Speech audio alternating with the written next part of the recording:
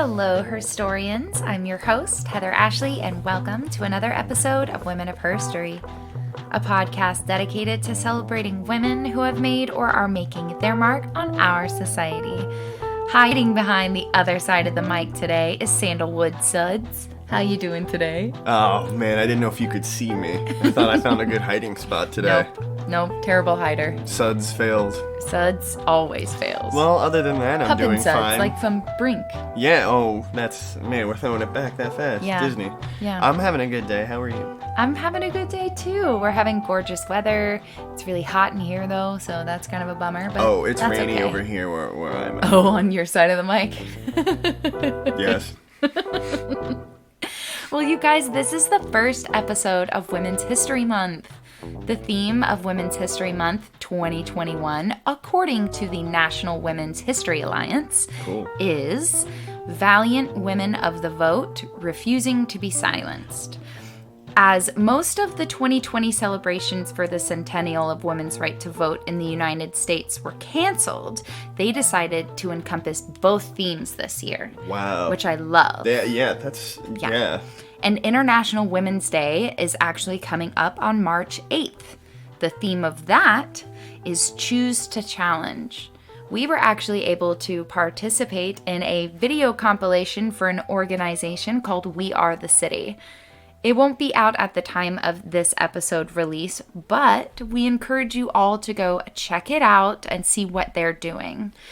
Check out the hashtag Choose to Challenge, because that's definitely something that I've been seeing just Absolutely. daily posts about. And we'd love for our HERstorians to post a video, a comment, carrier pigeons, whatever, with ways you are choosing to challenge the status quo. You can tag us in any of our social media platforms, and you should use the hashtag Choose to Challenge. Again, this is not our hashtag, but we'd love to see what you guys are doing. Let's continue supporting and amplifying. And choosing to challenge. Absolutely. Yeah. Today, we have a listener episode request. Clarice Lemons reached out to us on our Instagram. Thank you. Yeah, thank you. To request that we do an episode about the Victorian era Swedish artist Hilma af Klint.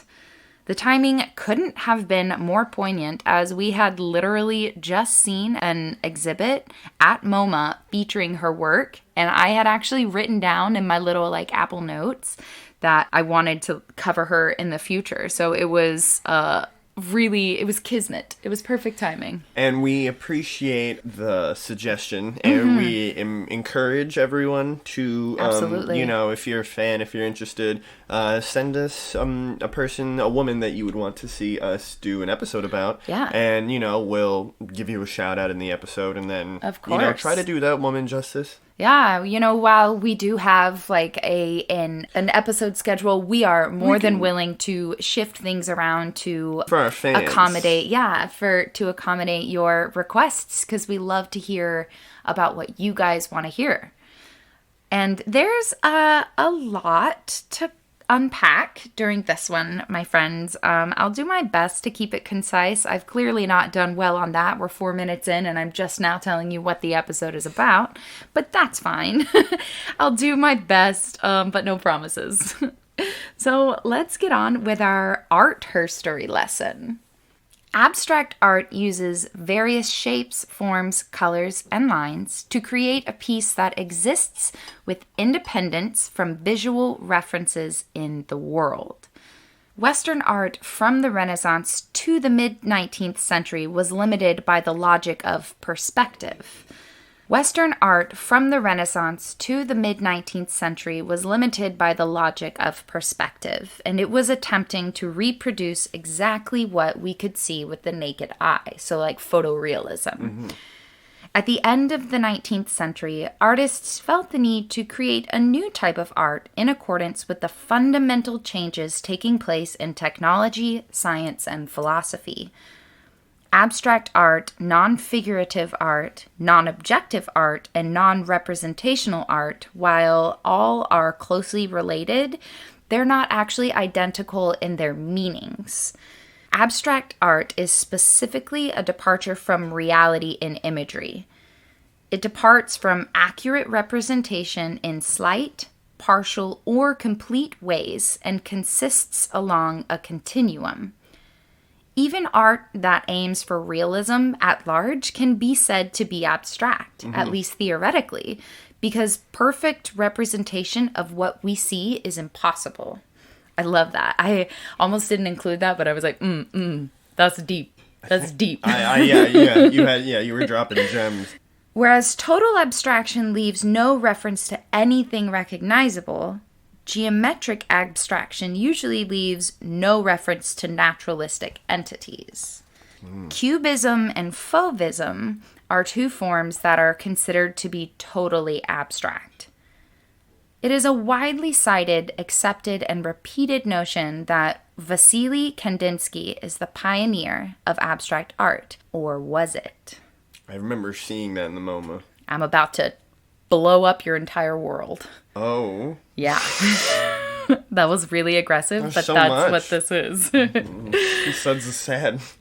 Hilma said, "My mission, if it succeeds, is of great significance to humankind, for I am able to describe the path of the soul from the beginning of the spectacle of life to its end." Hilma af Klint was born on October 26, 1862 in Sweden.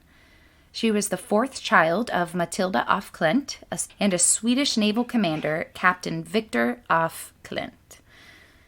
They were a well-to-do family of multiple generations of naval officers.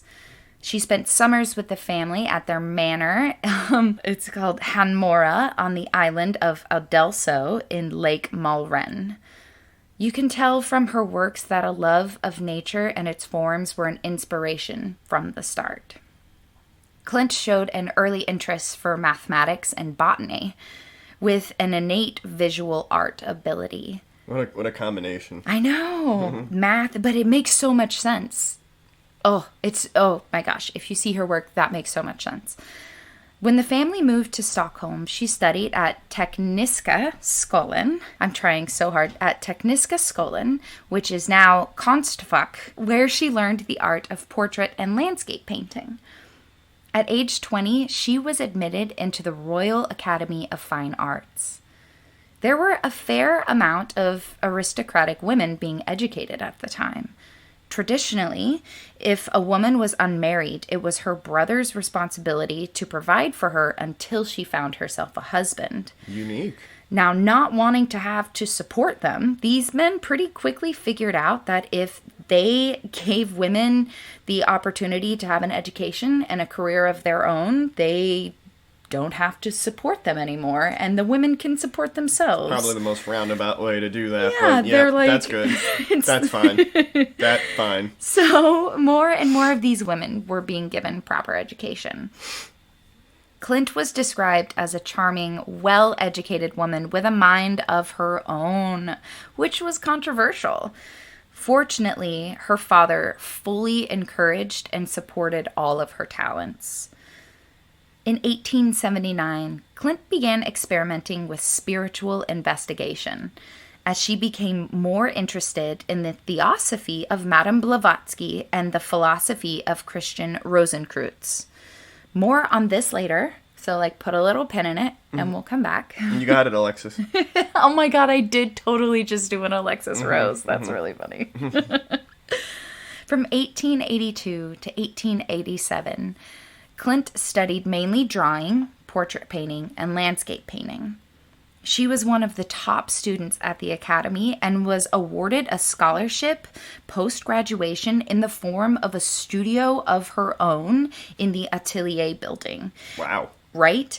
This studio was owned by the Academy of Fine Arts and was located in central Stockholm, the main cultural hub in the Swedish capital. Sounds like they hooked her up. And this is the time when art schools actually provided post-graduation for their artists. You know, they're they're not just saying, okay, you learned all these things, now go starve. They're like, okay, you learned these things and you did so well in this that we're going to provide a space for you to do your work, because you can't do your best work if you don't have the proper space and materials. Housed in the same building was Blanche's Cafe and Blanche's Art Gallery. This provided a conflict between the conventional art view of the Academy of Fine Arts and the opposition movement, art society, which this was inspired by the French en plein air painters. Hilma received recognition for her landscapes, botanical drawings, and portraits, and she was able to use these as a source of income. And something that was really interesting about her portraits specifically is that she never tried to make people look quote unquote like better than they were, because she didn't see them for perceived flaws. She wanted to paint and draw them as you are. It's a beautiful thing. Right? Without, Natural. Yeah, That's just nice. being like, you're existing and you're beautiful and worthy. Klint's work is understood in the broad context of the modernist search for new forms of artistic, spiritual, political, and scientific systems. Artists like Vasily Kandinsky, Piet Mondrian, and Casimir Malevich, were all inspired by the theosophical movements. What makes Hilma fascinating is that her transition to abstract and non-figurative painting seems to have occurred entirely organically, separate of the contemporary modern movements. Ugh. At the Academy, Hilma met Anna Cassel. Anna had a very similar outlook on life and would be the first of 4 women that would later work together. And they called themselves the Five. I just love them.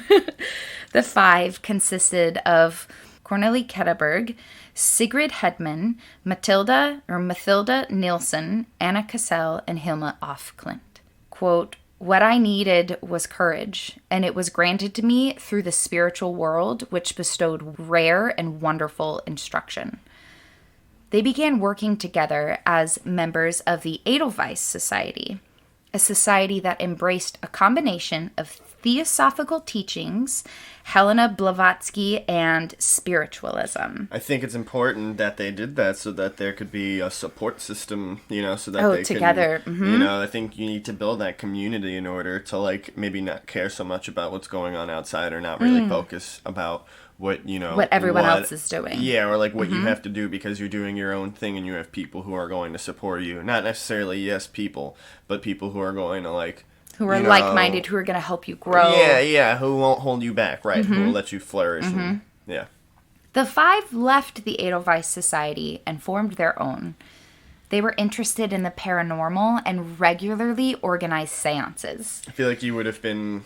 I would have totally been part of the Five. It would have been the Six. Ooh.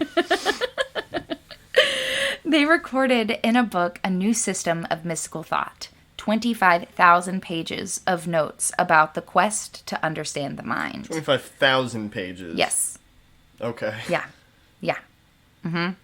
I mean, it's probably split up between them. It was actually mostly Hilma's life work was, as far as her notes go, were her just recording in hundreds of notebooks about her thoughts. Jeez. Incredible. She wrote she was running out of time. Oh, there it is. Hamilton. There it is. So their new system of mythical thought was one where they were on a quest to gain contact from spirits called the High Masters. One, named Gregor, spoke to Hilma directly. Gregor. Gregor from What We Do. Yeah. He said, "All the knowledge that is not of the sense, not of the intellect, not of the heart, but is the property that exclusively belongs to the deepest aspect of your being, the knowledge of your spirit." Ooh. I know. From the Five, Hilma began creating experimental automatic drawings as early as 1896. Automatic drawings are an experiment in expressing the subconscious and being completely freed from rational control. She played with an inventive geometric language, one where she was conceptualizing invisible forces of inner and outer worlds. It's next level stuff. My gosh. That's upper echelon stuff. She said, "A thought crystallizes the universe into geometric figures. You must learn to ignore your fear, for without the will to believe in yourself, nothing good will happen." Sounds like an Erykah Badu song. Also, happy little birthday, bit. Erykah Badu. She explored world religions, atoms, and just the world in general. That's wild. And she wrote extensively about her discoveries. As she became more familiar with this form of expression, the High Masters assigned her to create paintings for the temple. Both during and after these creations, she said she never actually understood what temple was even referring to. She said that she felt as if she was being directed by a force that was literally guiding her hand. Quote, "The pictures were painted directly through me, without any preliminary drawings and with great force. I had no idea what the paintings were supposed to depict. Nevertheless, I worked swiftly and surely, without changing a single brushstroke." I can only fathom what that would even look like in terms of her process, and I kind of wish I operated like that. You almost just like, I think we mentioned it before. Was it in the interview with Taylor, where it's like you just kind of do things and you check out, and then you're like you check back in, and then you're it's like, just, I did it. I've done this now. I'm in a new place. I have a new painting in front of me, and it's the bomb. Yeah, and she's like, I didn't even paint. This was not mine. Oh, damn, this is crazy. And then she dropped the paintbrush and walked out like a mic. In 1906, after 20 years of artistic work, at the age of 44, Hilma af Klint painted her first series of abstract paintings. The works for the temple were created between 1906 and 1915, with a 4-year interruption from 1908 to 1912. In 1908, Klint met Rudolf Steiner, the founder of the Anthroposophical Society, while she was visiting Stockholm. She introduced him to her theories around art and spiritualism and showed him her paintings for the temple. He expressed that he believed her paintings were improper.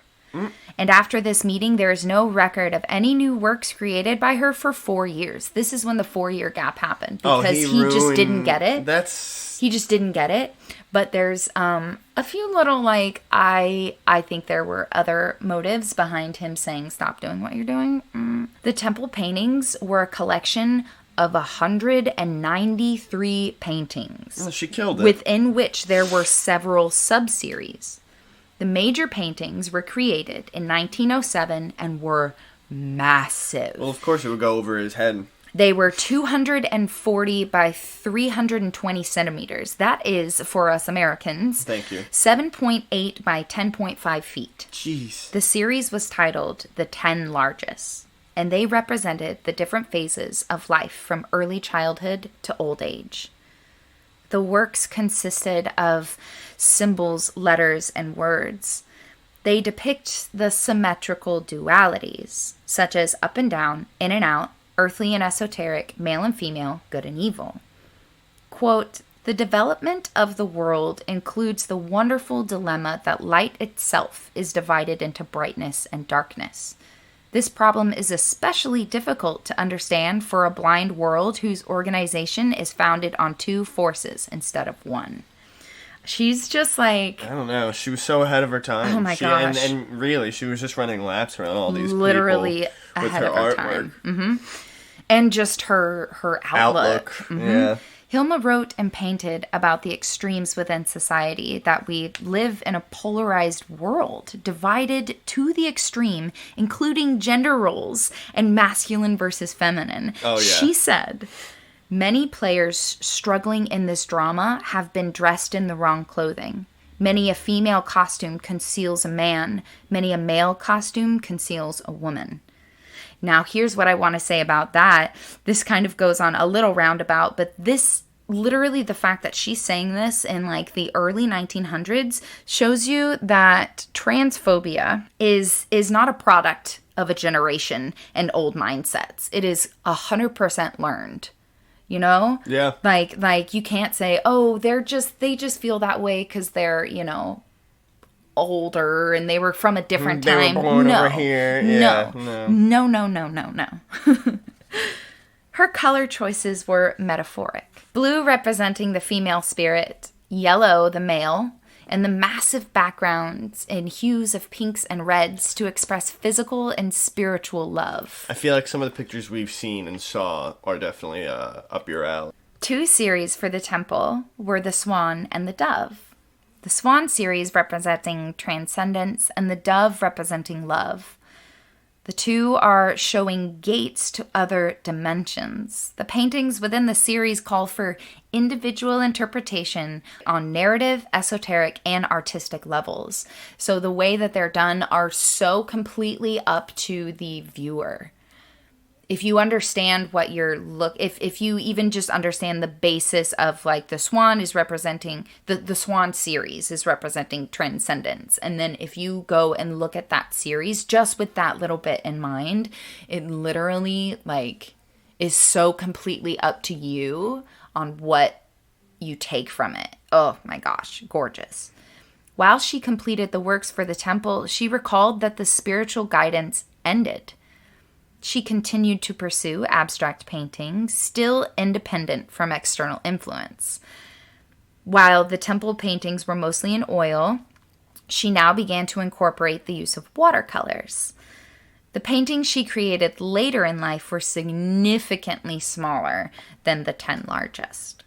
Among many series, one she created depicted the standpoints of different religions at various stages in history. They represented the relationship between the physical being, equivalence, and esoteric research. And that was actually one of the series that we saw at MoMA.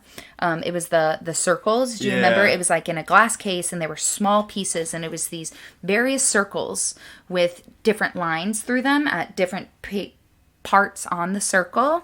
And the line is representing where like the esoteric being exists within the religion and where society placed it in its importance. You know, it's so funny I said earlier that it's what a weird coupling, botany and math, but like, you know, there are some people who believe in the theory that like everything is like zeros and ones. So there's like that community. And then also when you think about it, like math is just kind of numbers surround us whether we even like choose to acknowledge it or not. Like, you know, in terms of plants, there are a number of things that like math that like helps plants, dictate it's like, you know, how much sun water, it takes, how long it how takes to deep grow, it needs to be planted, the level of oxygen. There's just so many things that like, you know, like math and numbers surround us. Like I'm not of the faith that we live in the Matrix, but numbers are everywhere. And it's really cool that she adapted both the botany and math into art. It almost just kind of seems like a perfect mix. Melding. And it also makes sense with the way that she approaches like theology and spiritualism. What was that word that you said too? Wild. I learned, you put me onto that today. That was interesting. I don't even know. Theosophical. Yeah. Something like that. She sought to understand the mysteries she came in contact with throughout her life's work, with more than 150 notebooks containing her thoughts, theories, and studies. Quote, I want to acquire real insights about our existence on Earth in relation to the center of the universe. In these writings, there's virtually nothing personal to be found, but her sketches indicate that she had a full, adventurous life. Good. I don't want to hear about any salacious details in the midst of her work. She's it's like, not our that's business. Not the point of my she work. used it exactly the way it, that should be used, and how other things this day and age should be used instead of the way they end up being used. Hilma created more than 1,500 paintings and drawings, and never showed her work to her contemporaries. She knew that people in her time weren't ready to understand them. Oh man, I so feel you knew that. It. Oh my god. You called it earlier. Oh no. I mean also for me, like I totally relate to that. Not even on some like they're not ready. I'm not on that wave. I don't think I'm there. But like I don't you like your peers are not the people who are going to like your close peers won't do that for you. It might be like the ones that you like are really close with, but you don't you have to look outside of your box for that recognition. Hilma was a vegan before veganism was a term, and she loved nature fully. Quote, the more we discover the wonders of nature, the more we become aware of ourselves. First, I want to understand the flowers of the earth. I shall start with the world's flowers. Then, with the same care, I shall study whatever lives in the waters of the world. Then comes the date to the blue ether with its many species of animals. And finally, I shall enter the woods to study the damp mosses, all trees and animals living among the cool, dark multitude of trees. You know, I heard, I think a week or two ago, as a very influential person said, knowledge of self is knowledge of power. When you have that knowledge of self, like, you have that power, you have that, like, capability to really drive yourself, but you have to know your own worth and value first. And I love that she's saying you have to and then she's taking it further and saying you have to understand nature to understand yourself. She was on that plane of existence where she was like, this transcends whatever we're doing. Like, this is like, you guys are right here, we need to be here.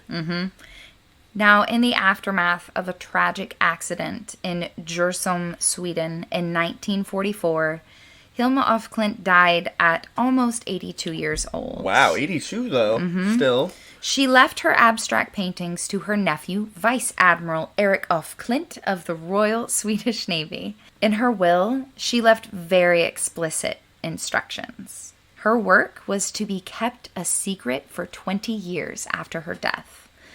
When the boxes were opened at the end of the 1960s, no one knew what to expect. She hadn't shown this to anyone. She said 20 years. Yeah, she said, they're not going to be ready for my work for 20 more years after I'm dead. She knew she was 100 years ahead of her time. She should have had like a little asterisk, and it's like, if work completely still not accepted or received by 60, put it back another 20 years, let it reheat, and then, you know, an asterisk under that, hey, lock me up, put me open me up Y2K, you know. Now, Erik actually offered to gift the paintings to Moderna Museet in Stockholm, who rejected the offer. Well, they'll come to regret it. It's fine. He then actually donated them to the foundation that bears her name in the 1970s. So they established the foundation, and they were like, all right, this is important. We know her work is important. Okay, that's good. Yeah. That part's good. The curator, Ak Fant, sorry about pronunciation, introduced her works to an international audience when it was presented at a Nordic conference in Helsinki in 1984.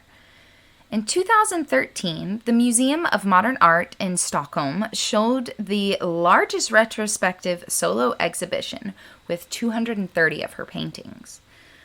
In 2017, Norwegian architecture firm Snohetta unveiled plans for an exhibition center dedicated to Hilma in Jarno. That's what we're talking about. It was estimated to have a price tag of 6 to 7.5 million euros. Put some respect on her name. That's right. In 2018, the Hilma af Klint Foundation signed a long-term agreement of cooperation with Moderna Museet, the same museum that rejected the donation of her works in the 60s. Yeah, they became bandwagon fans later. They're like, "Oh, we messed up. No, we love her now. Yeah. We want her art. What did she do again? Yeah, we'll take it." This agreement confirmed that there would be a dedicated space at the museum to continuously exhibit her works. Hilma and her work were presented in the movie Personal Shopper, where the main character, played by Kristen Stewart, researches art inspired by spirits. She was the inspiration for Acne Studios' summer collection in 2014, and she was cited by Jane Weaver as inspiration for modern cosmology. She was the subject of the 2019 feature-length documentary by German director Helena Derschke. Now, this was titled Beyond the Visible, Hilma af Klint, and it was the primary source of research for this episode. Couldn't recommend it enough. It's incredible. It's on Amazon Prime. We're going to delve into a lot of notes and insights right now that I took from said documentary. So why has Hilma af Klint been ignored as the literal pioneer of abstract art?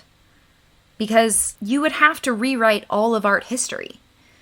It has been widely accepted fact that abstract art began with Kandinsky, and now you have a woman disrupting the entire narrative. One of the people in the documentary said, think of art history as a man's suit. Women have always been accessories. There was an exhibit at MoMA titled Inventing Abstraction, and not a single word about Hilma was included. Not a word. And when the director of the documentary asked representatives of the museum why this was the case, they replied that they weren't sure whether Hilma's art actually worked like abstract, because she never exhibited it in her lifetime, so how can you tell? And you're just like, what? And if you literally look at the comparisons side by side, this documentary does such a beautiful job of, it's so good. But there's her work that was done before a lot of this, what's thought of as the pioneered work is virtually identical. And I'm not saying that they copied her because no one had seen her work, but she was just doing it before them. And it's the same concepts. It's all the same tone. And you're just like, how can you say it doesn't work the same? They're all based on the same. It's fine. And if you compare her work to the, quote, genius men of the movement, they took a timid approach to abstraction where she dove straight in. So if you look at like Kandinsky's early abstraction work, it's still rooted in the like Renaissance style of painting. It's just slightly going into it. Whereas hers, with her 10 largest, she just, gung-ho, did it big, did it up off the bat. She was like, I'm not scared of this. She completed the first large 10 paintings of the Temple series in 42 days. 42 days. That's those canvases that are like 8 by 10 feet. You're putting your blood, sweat, and tears into it, like, whole day. Like, to do all those. Nothing like that has happened before, and it hasn't happened since. That's a little over a month. She did all that. Yeah. That's 10 huge paintings like that. During the time that she was painting, there was an incredible scientific revolution occurring. Science was discovering that there are things beyond the physical touch and sight. She painted what could be seen in combination with what was happening with science. Quote, it is in the movement I am aware, living as I do in this world, that I am an atom in the universe, possessing infinite possibilities of development, and I want to explore those possibilities. There's a common thinking that the universe contains atoms, and atoms determine the universe. She thought the other way around, that she was building the universe with the atoms from within herself. She's like a universal being. And that alone literally opens up any possibility. Because if you approach it in that way, that you say, I'm going to manifest whatever I put out, rather than the universe is already made and is going to determine how I move. Give this woman her flowers. I can't. Give this woman her flowers. This is why I cried at the end of this documentary, you guys. I literally cried. In one single year, Hilma painted 111 paintings. She was thought of as improper at having still pursued art as a career. Women could only be an artist until they got married, because the role of a woman was to be a mother. And she later in life actually declined a marriage offer, saying, quote, within me wells forth such a power carrying me forward that marriage and family happiness are not my destiny. And she loved this man. She was just like, I can't. I'm too otherworldly, but not in a narcissistic way. She was like, I can't be contained, and I don't want to put that on you, so I'm a exist over here. Yeah, she definitely seems like a person that, needed to, like, do it on her own. Yeah. You know what I mean? Like, she had so much, like... She had so much in her that she was like, I have to get it out. Potential and energy, and it's like, yeah. Yeah. So unpin that pin that I had you place in Helena Blavatsky's Theosophy at the beginning of the episode. Theosophy. That's the word. Theosophy at the beginning of the episode. So Helena stated that all religions are essentially the same. The theosophy that she presented allowed for women's freedom and further provided anti-authoritarian ideas that were even more attractive to women, especially of this time. One of the primary issues at hand comes from the fact that people in the art world look to dismiss her because she was a woman and a spiritualist. They With question radical ideas. They question her credibility, which just dumbfounds me, because virtually every single artist of the abstract movement was part of the spiritualist movement. Right. That's the entire basis of abstract art. It's not like a lot of the other artists caught flack for it too. But No, none of them did, who because she's a woman. is, That's what it is, because this all happened after art history had already been written, right? So they're saying, well, how can we chip away and say, let's keep her aside, let's keep her out, let's keep her out. When you look at art history of the last 500 years, there are basically 0 women. The male art history is all about, quote, genius, and women were excluded from this narrative because women had no genius, right? Like, that was the basis of specifically the Victorian era. Yeah, they were like, you have no genius to provide. So what they would want you to believe is that women aren't part of the basis of art history because there weren't any talented female painters. I know, and that's just not true. Right. They were all there. Yeah. Right along with them. Right. And it's still harder for women to be in the art world. There are just as many women as there are men in art. And there are more women in art school than there are men. Yeah. So what happens after academy? Yeah, Where's the seriously. disconnect? What's happening there? And you could argue that it's a boys' club that excludes people. And it's all about who you know. And they're saying, well, let me open this door for you because I see you or whatever. And that's just not happening for the women. And then an issue that's brought up in the documentary that I hadn't thought about are that these like all women shows that are happening at various galleries and museums aren't doing much help to aren't doing much help to like the innate issues at hand, because they tick a box. It's PC and it's fashionable. Right. To say, look at this. Look, we showcased for 3 months these women, but nothing in the actual permanent galleries are changing. Nothing in the way that art history is being recorded is changing. Right. And women don't want to be fashionable. That's not the solution. They want real change because they are forgotten over and over and over and over again. We just have to wait for the changing of the old guards. You know, the people who write history, sorry, they just kind of have to pass on, and then we have to have newer people rewrite it who are going to be way more diverse and open-minded. So what's interesting to me is it was brought up in the documentary that they were like, in science, right, there are addendums, right, to things like discoveries, and then we learn more about it, and they go back and they change and add more information once it's found out. They don't do that with art history. They won't do it. They won't go back and say, we thought it was Kandinsky. It's not. It's not him. And there's nothing wrong with saying it was Hilma before everybody else. And you can still include him in the history. He's already there. You just have to, they're just saying they don't, it's just an upheaval. And I think they're also worried about if we bring her into it, then we have to actually acknowledge all these other women that contributed greatly to art and to art history. Because at that time, they were like, well, female artists are only good for portraits and landscapes. That's what they're good for. That's why there's no, quote, genius in it. They're just blah, blah, blah, blah, blah. The Mona Lisa, and everyone's like, oh my God. Yeah, where it's like, you don't think there was also a female that could paint just as well as Da Vinci at this time? Right. And he's just she's been ignored because she doesn't have the, quote, genius that a man has, because women weren't allowed to be genius. Mm-hmm. Right. It's just insane. It's insane. We give a lot of credit to, like, you know, some artists like Jackson Pollock and Diego Rivera. And that's not to take credit away from them. And I think that's such a weird thing, is that they're like, just because you're making the history richer with all these new people that you're discovering, like, there's enough of a playing field for everyone. There's room for everyone. It does not change their abilities. It does not change their place in history. And it's just insane, and that's something that the documentary addresses as well.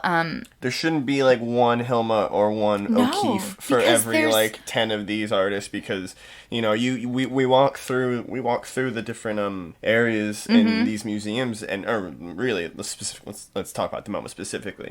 And I do notice that like for every 2 or 3 males, it's like, one woman. And Not then, even 2 or 3. It's like maybe, every 5. So maybe they'll have like a bunch of like, you know, rooms with like majority male and then a handful female. And then there'll be like a handful of rooms also where it's just like the one female artist, the paintings they did, you go into the next room and then it's mixed. Yeah. You know what I mean? Like it's not even. No. It's not even. And it's very much like almost like pandering. Oh, you know? yeah. It's almost like pandering, but like it's gaslighting is what it is. It's gaslighting. It's like kind of it's gatekeeping and pandering women. at the same. Yeah, well, yeah. What do you mean women didn't do anything? Women did this. It's like I mean, yeah. Something I forgot to mention. If you're saying it like that, then we already have a problem. Yeah. Something I forgot to mention was that.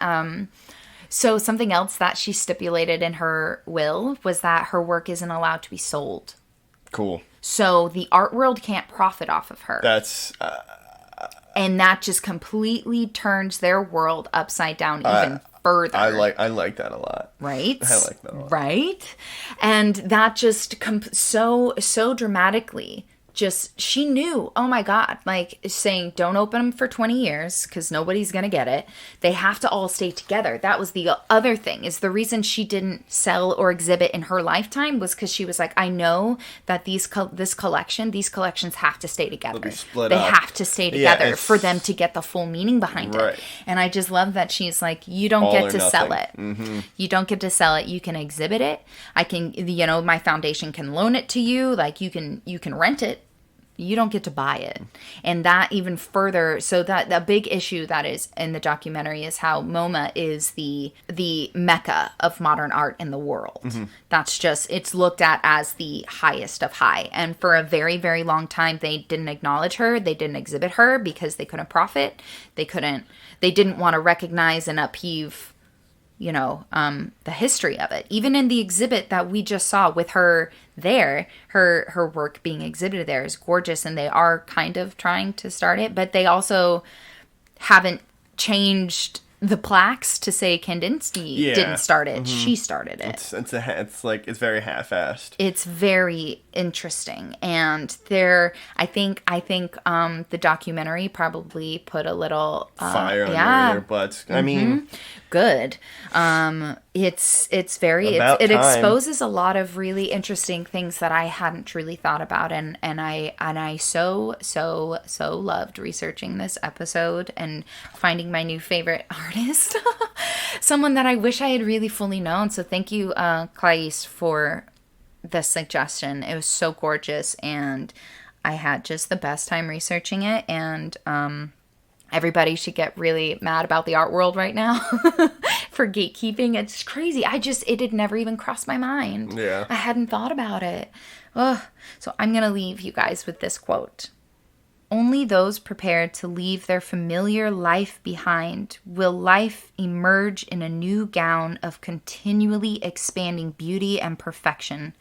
But in order to attain such a state, it is necessary to achieve stillness in both thought and feeling. Kind of reminds me of, like when you see a cocoon, and then it hatches into a butterfly. Mm-hmm. Like that evolution is very beautiful, but first the caterpillar it has to remain very still, and then when you see the time lapse video, it's like, they have the whole the exterior outside, and then it hatches, and it's just like a beautiful it's like an ebb and flow. It's the circle of life. It's evolution. It's like these things are very much around us, and they happen sometimes just I mean, obviously, it's like a natural force of nature. Right. And they happen around us so frequently. Yeah. It's beautiful to kind of take the time to acknowledge it while you can. Yes. It's absolutely that. And it's something where, like, with her and all the scientific discoveries happening, and she's just like, her mind is blown thinking about like X-ray images, right? This is when all of that kind of thing is happening, and you can see it in her work, and it all has this like pop art quality sometimes, and you're like, how did you do that? Oh my God, what? We take things for granted. We had that interview, like I mentioned earlier, with Taylor, and it's like some people really, when they see things that they're not used to, or when they see things that they're just not used to seeing, they really, like, their eyes open up. Like, they get so excited, their energy increases, and, they become, really interested in it. And it's you just have to leave yourself open to that kind of observing, there's so much oversaturation of everything that I think people kind of just miss out. Yeah, right. With technology in 2021, we have an abundance of everything. We can get everything at that very second. And if we don't get it that second, we're like, what's going on? Yeah. So well, it's like the other day when I was like, fax machines, right? And you were like, what? And I was like, fax machines are so cool because you can like complicated monsters. It's literally they were sending pictures through the air to a specific device. Same thing with phones. Mechanical monsters. Just crazy. God. And it's just, I love that she found a way to bring in science and spiritualism and to say they coexist. They are one in the same. You have to be able to open your mind, open your eyes, look at what you're seeing, and open yourself up to not being in control of everything that you're doing, and just opening your eyes and saying, wow, this is life, and I have to be open and ready for it. I think it's become more of a societal norm to have people like appreciate the things more and like open their eyes more. I think before people were like, super 9-to-5, head down, like family, like I'm going to do X, Y, and Z, and that is my life. Like, and now it's changing. Like, people were like, I have 3 purposes. One, I have a family, I have a job, and we're all alive. Now it's like you can smell the flowers. Before it's too late. Or, we have the capability and the wherewithal to smell flowers before. You can't. So, pick up a flower, people. And appreciate it while it's there. It's such an impactful situation. You have to be open and ready to feel and observe. And smell your flowers. Yes, smell your flowers. And thank you, HERstorians, for hitting that download button again. Subscribe, follow, tell your frenemies, and come back this Friday for an interview with keynote speaker Shola K. Ooh. Yeah, she's coming to us from the UK, and Shola has been featured in Marie Claire, Harper's Bazaar, and on the BBC. That's cool. I'm familiar with all 3. I like that. She shares with us how her background in STEM and a pivot to the entertainment industry led her to being a distinguished Toastmaster and a communication specialist providing diversity and inclusion consultations for companies. Okay, I'll listen to this one. Listen to that one? Yeah, I'll listen to it. I'll check it out. Follow us on our multitude of social medias for continued inspiration. On TikTok, at HERstory Podcast, Facebook, Women of HERstory, Twitter, The HERstory Pod, and Instagram, Women of HERstory Podcast. And then head on over to our website at ofherstory.com.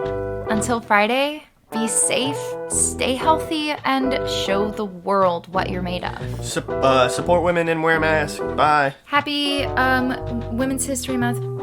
Bye. Bye.